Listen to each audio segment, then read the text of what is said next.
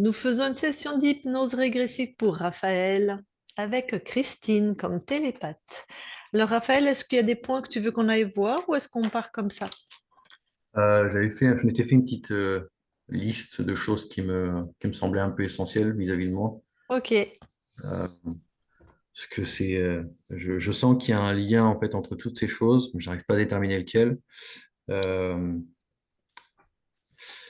Déjà, au niveau du travail, j'arrive pas à me mettre dedans. Si vous voulez, j'ai pas de travail en ce moment et j'ai du mal à me mettre dedans. J'ai du mal à trouver du travail. J'ai du mal à m'investir. J'ai du mal tout simplement même à me pousser à vouloir du travail. Déjà rien que ça. Ça fait La dernière fois que j'ai travaillé, c'était il y a 3 mois. Mhm.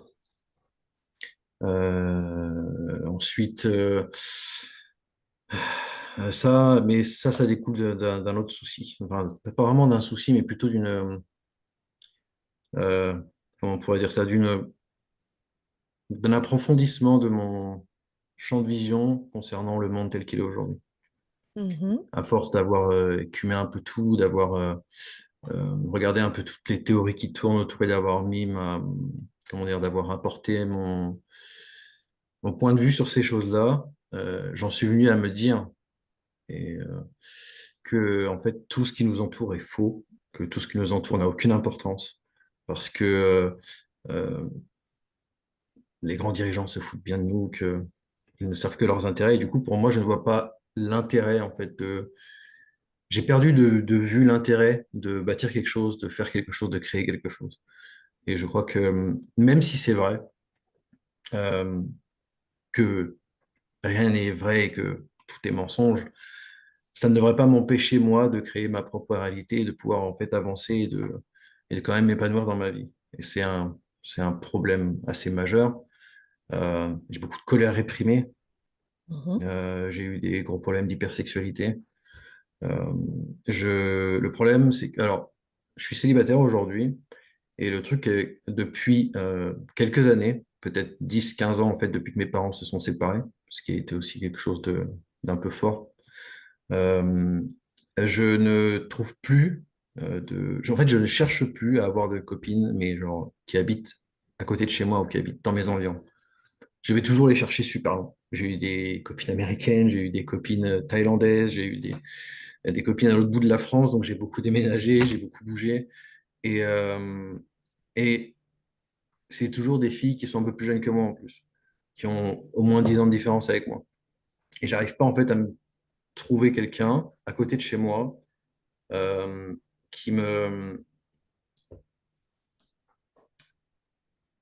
avec qui en fait j'arrive pas à avoir cet élan d'aller voir les gens autour de moi. C'est comme si j'avais peur en fait de parler avec des gens qui étaient proches de moi, de m'attacher aux gens qui étaient proches de moi, dans mon entourage, et que j'allais chercher quelque chose loin pour me protéger de la proximité. Euh, la mort de mon père a été aussi très forte. Elle m'a poussé dans un bon élan pendant 2 ans et demi, un très bon élan.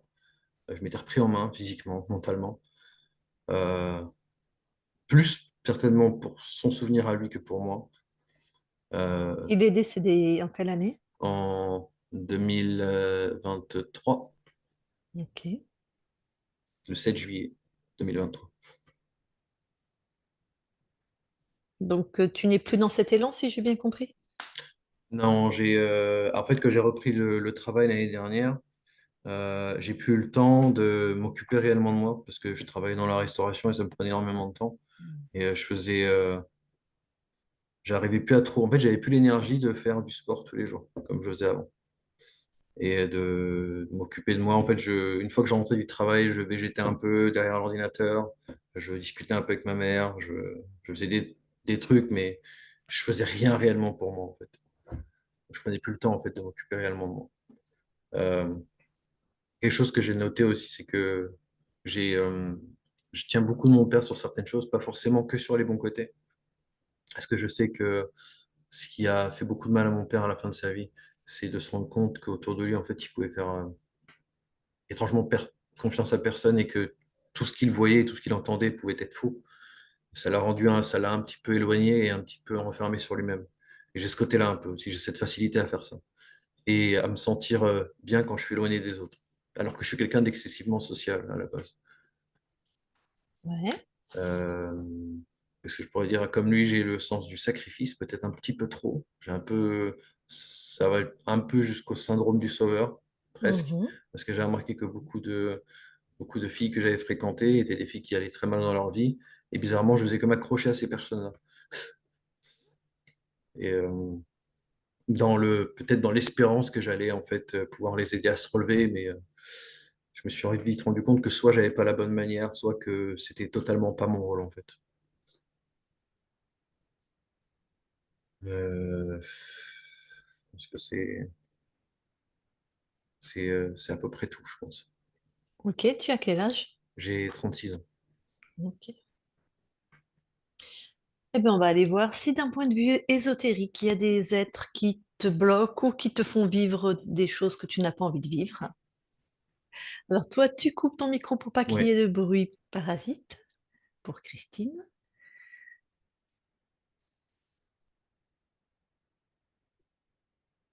Parle-moi Lucille pour voir si c'est le bon volume.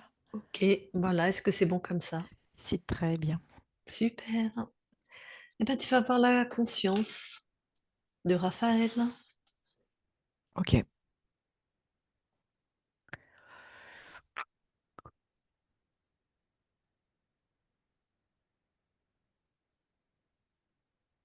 j'y suis.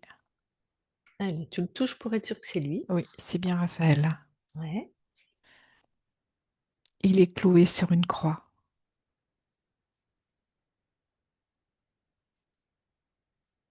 Il se ressemble. complètement. Tac. Comment est-ce qu'il réagit à ta présence? Est-ce qu'il a une capacité déjà? Je le sens très très épuisé, Ok, à la limite de la rupture. ok. Il a quand même vu qu'on était là? Oui, Très bien. Il veut bien de notre aide. oui, Ok, tu touches la croix, tu me dis ce que c'est. c'est une illusion. Ah, donne-lui l'info. C'est fait. Est-ce... Du coup, c'est comme si là, la croix est partie et c'est comme s'il se rassemblait à l'intérieur, Mhm.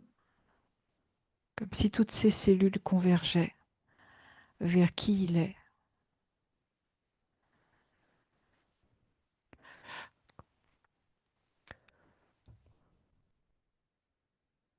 Je le vois se régénérer, se regresser petit à petit.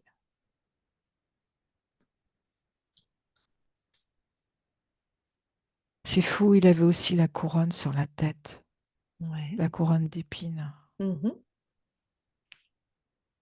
Du coup, il a tout dégagé. Je sens sa force intérieure qui s'installe.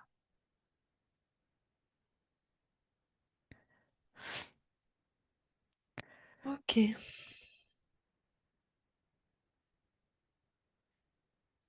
Donc là, il se réaligne. Oui, exactement. Bon. Pendant qu'il continue de se réaligner, s'il te plaît, tu montes en fréquence, tu regardes qui contrôle cet espace. Ok.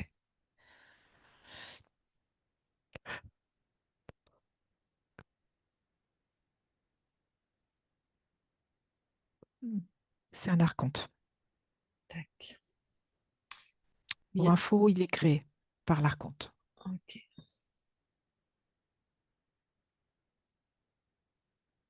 Très bien. On partage hein, nos infos avec Raphaël. Hein. Oui, complètement.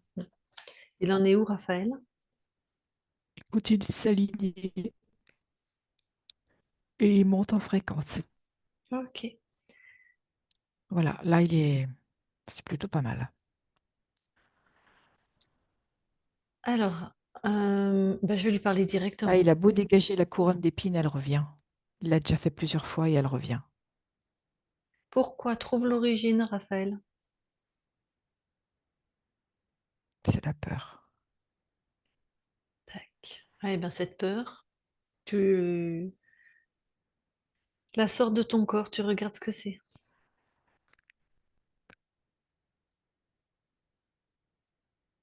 C'est une programmation. Allez, tu détruis.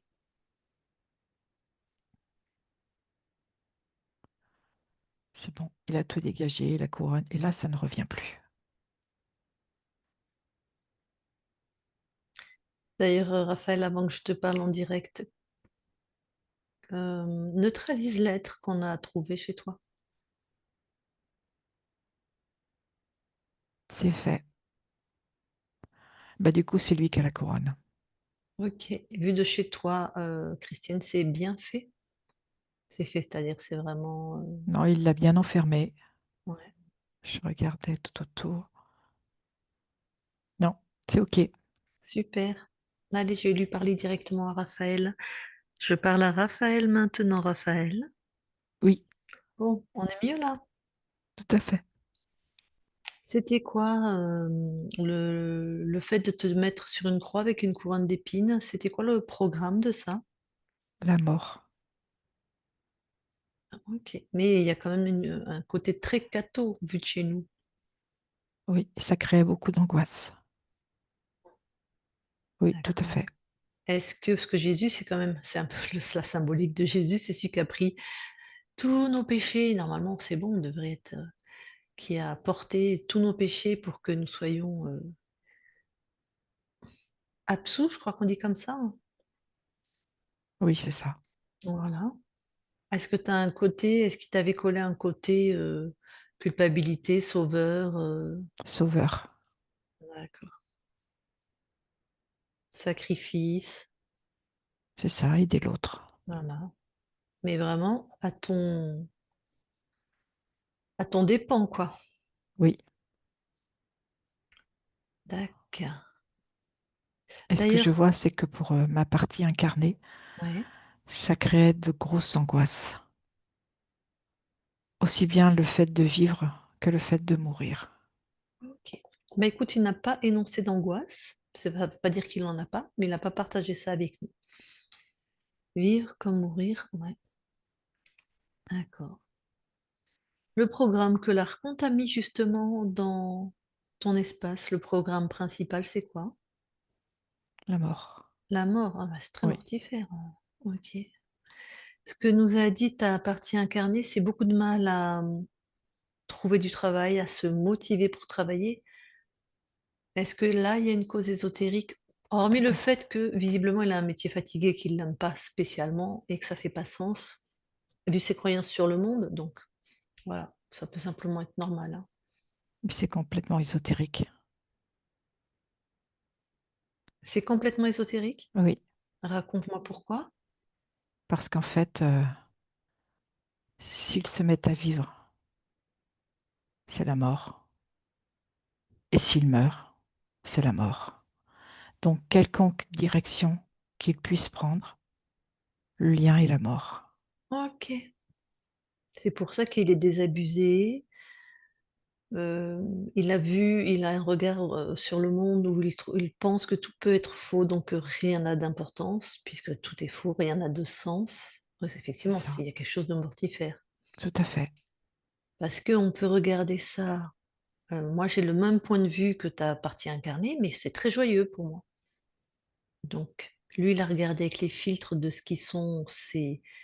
Enfin, qui n'étaient pas tes filtres d'ailleurs, qui étaient les filtres des interférents, d'un point de vue mortifère. Complètement. Alors que quand rien n'a d'importance, putain, ça soulage en fait. Bon. Il a eu un moment une hypersexualité, est-ce que c'était ésotérique? J'ai pas entendu. Une perte, Une hypersexualité. c'était comme s'il voulait se passer par cette énergie pour ressentir ce que c'est que de vivre.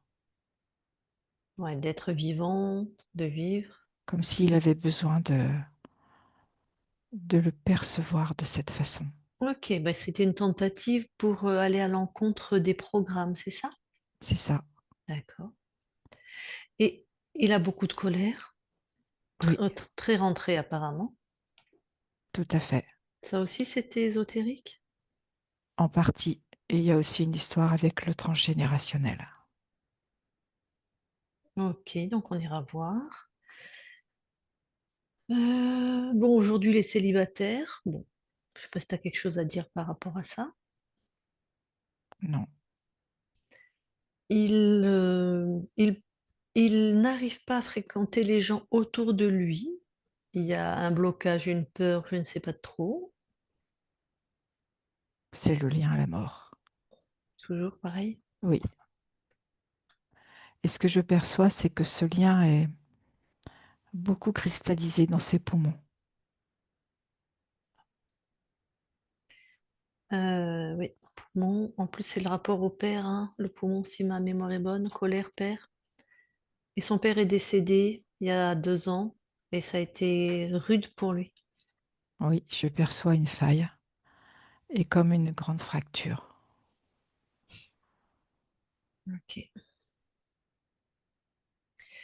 Et du coup, il cherche des petites copines, enfin des, oui, on peut dire petites parce qu'il les prend toujours avec au minimum 10 ans de moins, super loin, sur d'autres continents ou à l'autre bout de la France. Et ça, il ne sait pas pourquoi. Ce que je perçois, c'est la peur de s'engager, la peur de créer un couple. Et en même temps, il y a cette histoire de non-vie.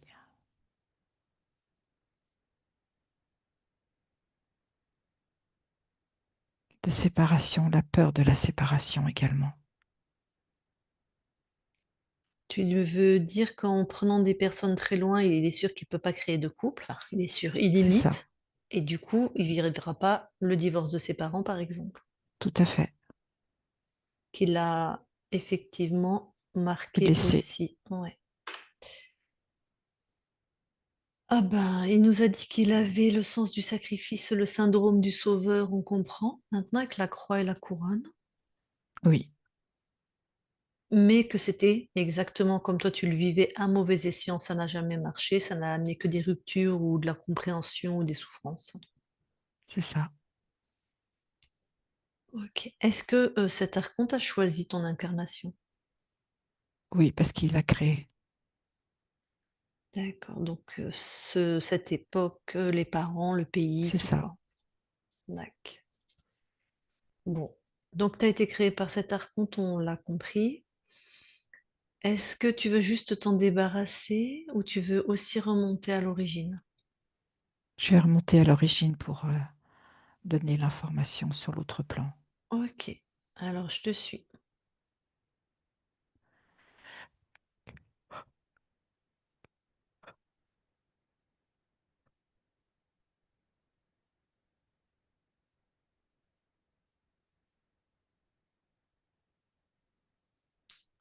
Ok, je vois la première étincelle Oui. et je transmets cette connaissance pour que cette conscience reste complètement libre. Et du coup, c'est diffusé sur toutes les lignes de temps.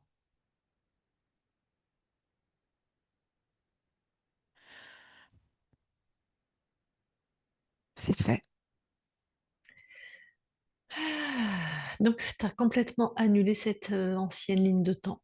tout à fait. Tout a disparu de ton espace. Je te laisse monter en fréquence et te laisser vérifier ton espace. Ok,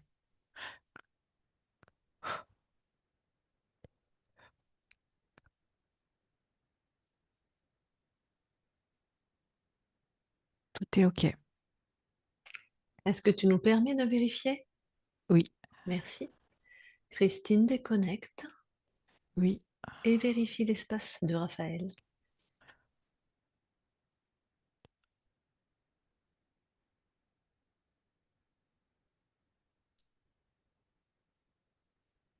tout est ok.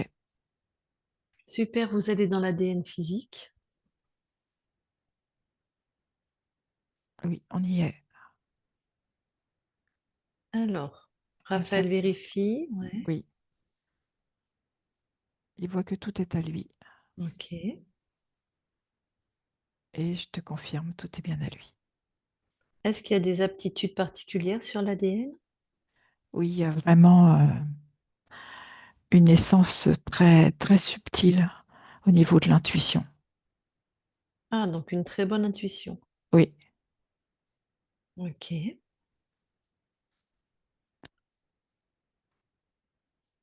Eh bien, vous pouvez sortir de l'ADN et je vais c'est reparler. ok. Pardon, je vais C'est reparler ok. à Raphaël. Je parle à Raphaël maintenant, Raphaël? Oui, Bon, super. oui. Alors, qu'est-ce que là, maintenant que tu es libre, qu'est-ce que tu envoies à ta partie incarnée? L'estime de soi, la confiance,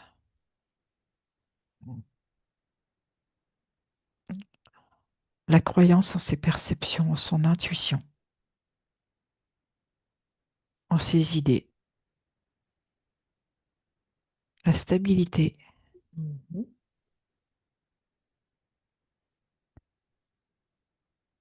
la vie, la puissance vivante et l'amour.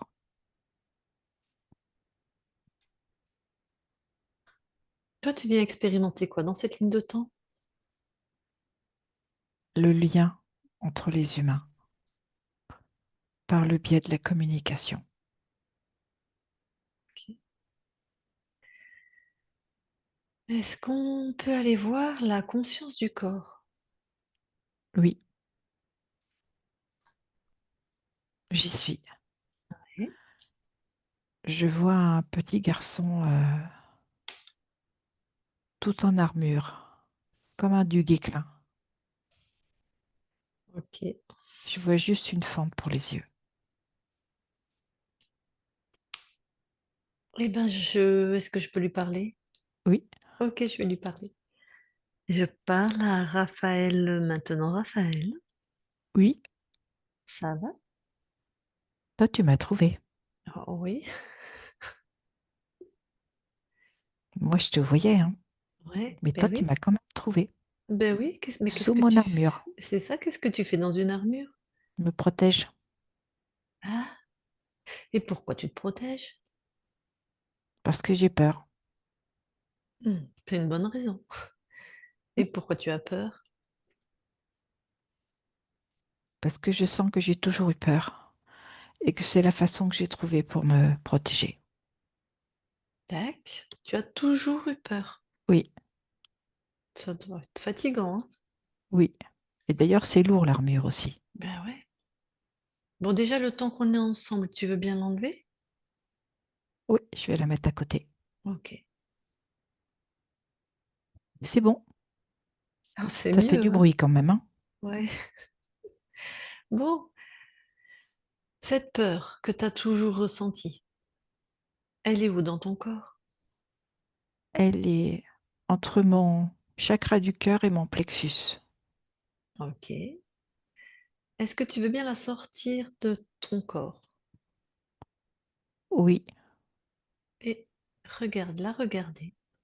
tu veux que je te dise à quoi elle ressemble? Oui. Eh bien, c'est exactement moi avec l'armure en plus petit. Mmh, c'est un petit toit. C'est ça. Bon. Est-ce que dans ce petit toit, toutes les fréquences sont à toi? Non, Ce qui n'est pas à toi, tu le jettes hors de chez toi. ben, il y a pratiquement tout qui n'est pas à moi. Ah ben, Et du coup, le petit moi, il est encore plus petit depuis que j'ai retiré ce qui n'était pas à moi. super. C'est un mini moi.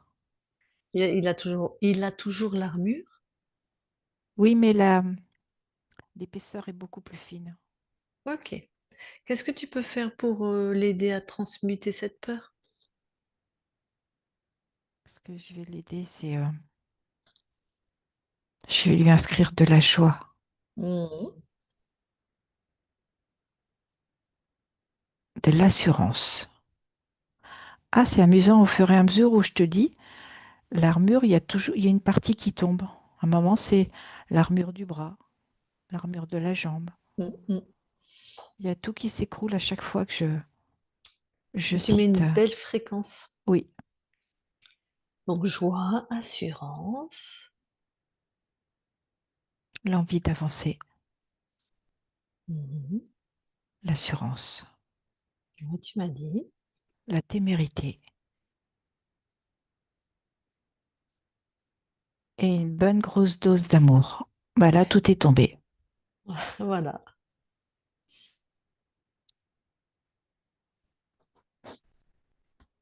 C'est drôlement plus léger, hein? Ouais, et puis ça doit être aussi plus agréable, là. Oui, Mm, c'est vivant, mm. Comment tu te sens alors maintenant? à l'aise. Mhm.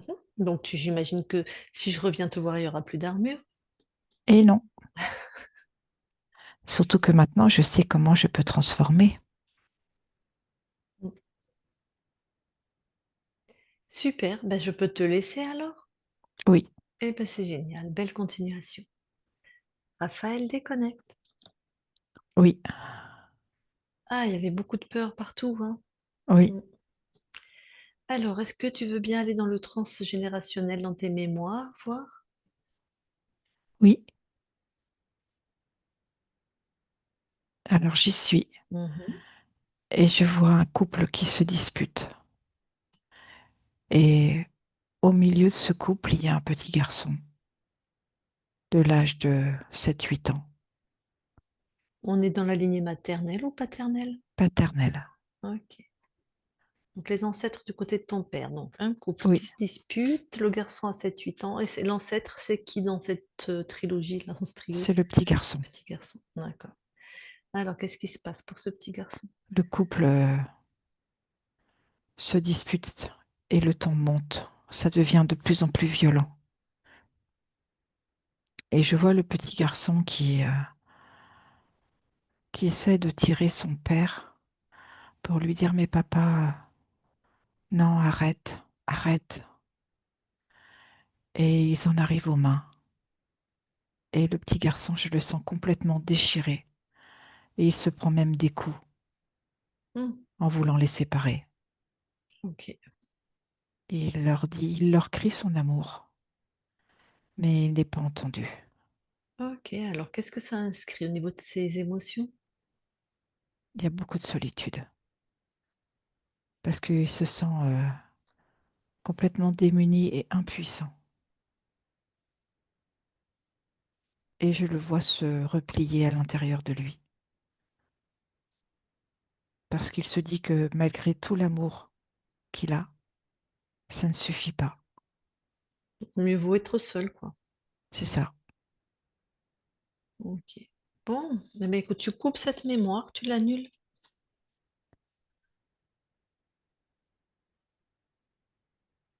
C'est fait.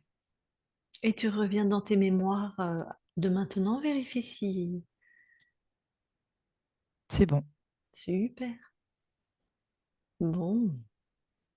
Est-ce que maintenant, tu veux bien aller là où ta partie incarnée habite et vérifier si le lieu est sain? Oui,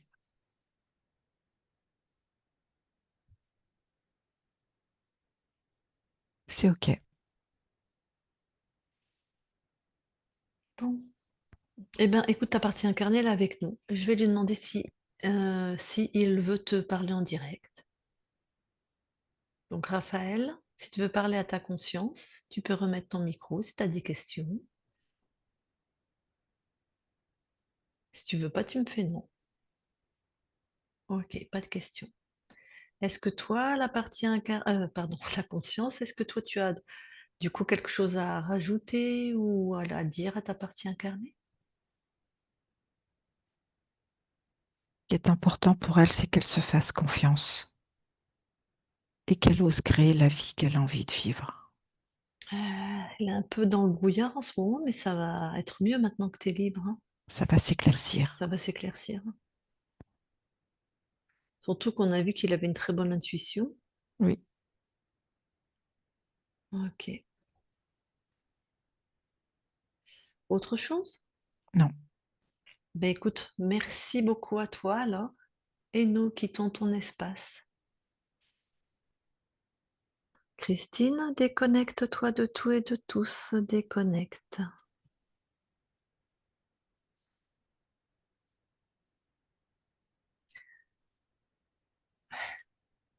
Et Raphaël,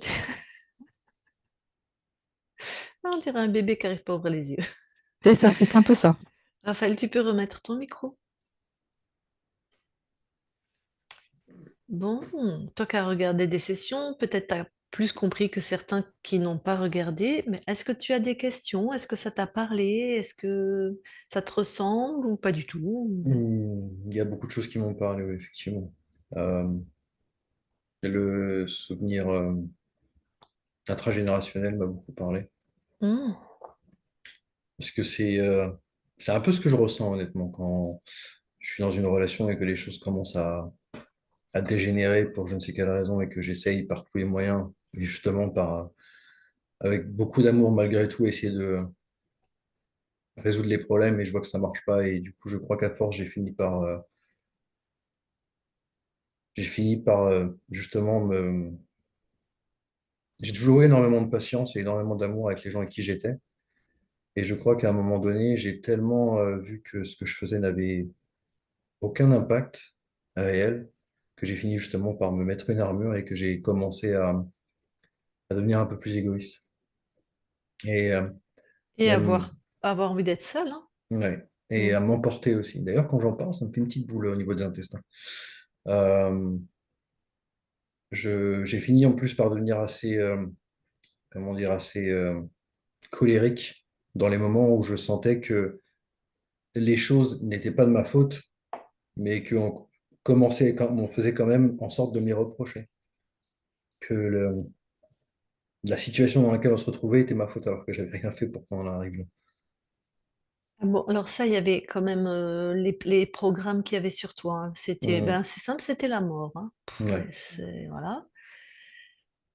Et avec ce sens du sacrifice, mais retourné contre toi. Donc effectivement, plus le transgénérationnel, c'était cet enfant qui vraiment va pour aider, se met entre les parents et qui n'est Mhm. pas écouté, qui est même rejeté, qui est même frappé. Donc vraiment, psychiquement, c'était ce que tu pouvais vivre avec tes compagnes. Tu sais, Mhm. tu vas pour aider, elle te frappait peut-être pas physiquement, mais psychiquement, c'était de ta faute, c'était retourné contre toi, alors que toi, tu es en train d'essayer d'aider et de sauver la situation avec beaucoup d'amour, visiblement. Ok. Et alors, c'est normal que tu aies t'es un peu désabusé, hein, je dirais, hein.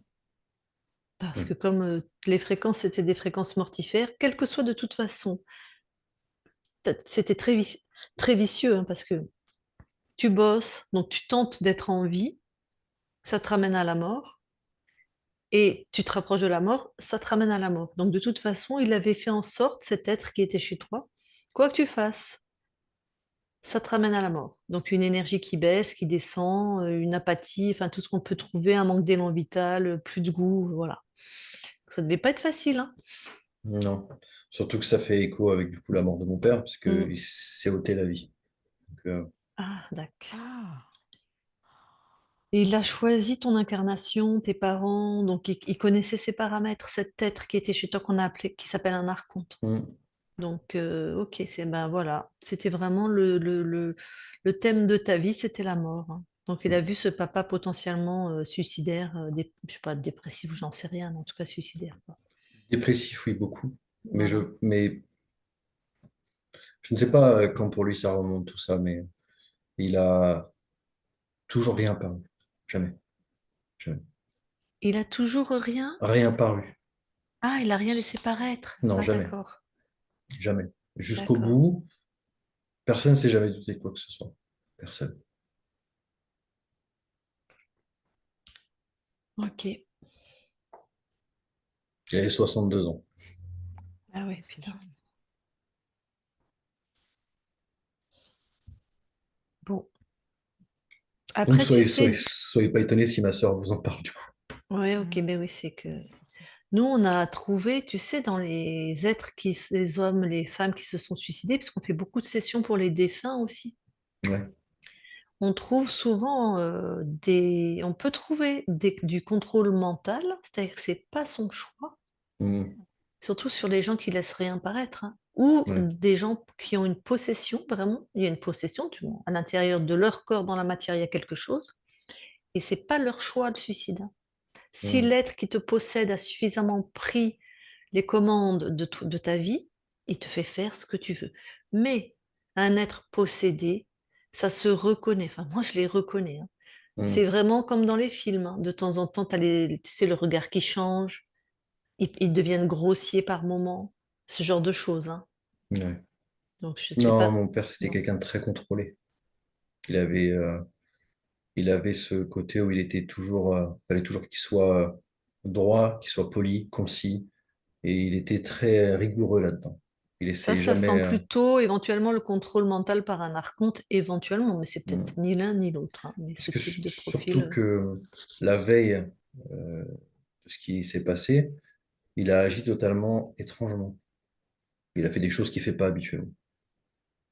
Ben, Ça, on l'a su qu'après. ok. Mon père qui buvait pas une goutte d'alcool s'est ouvert une bière. Des choses comme ça, vraiment très, Très très étonnante. étonnantes. Ok. Bon. Alors, toi, tout a été nettoyé sur les plans ésotériques, puisque c'est instantané, qu'il n'y a pas de temporalité sur les plans ésotériques. Et il n'y a pas de névrose non plus, il n'y a pas de mémoire traumatique ni rien. Donc, ta conscience est alignée sur tous tes plans, dans la joie et la bonne humeur. Maintenant, ça va être là ce qu'on appelle la métabolisation. Ça va être ta capacité à toi à laisser entrer et à matérialiser ces nouvelles fréquences que t'envoies de ta conscience. Voilà. D'accord.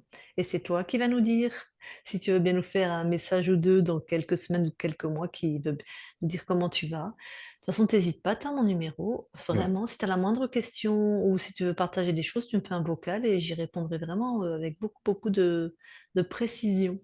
Ok, ça marche. Alors, avant de te laisser, est-ce que on publie ou pas ta session? Vous pouvez, oui. Est-ce qu'on te floute? Euh, honnêtement, j'en sais rien. Hmm, non, vous n'êtes pas obligé. Non. Ok, en clair. Très bien. Alors, je vais couper l'enregistrement. Tu restes quelques instants avec nous. D'accord.